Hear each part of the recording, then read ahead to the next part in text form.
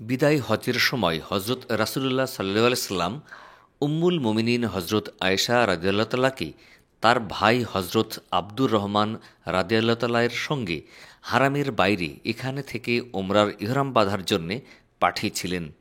এ কারণে এখান থেকে মক্কাবাসীরা ওমরার জন্যে ইহরাম বেঁধে থাকেন। বিদেশি হাজিরাও এখান থেকে ওমরার ইহরাম বেঁধে থাকেন। অবশ্য এটি নিয়ে ইসলামী স্কলারদের মাঝে বিতর্ক আছে। কেউ বলেন এই আমল শুধু নারীদের জন্যেই, পুরুষদের জন্যে জায়েজ নয়।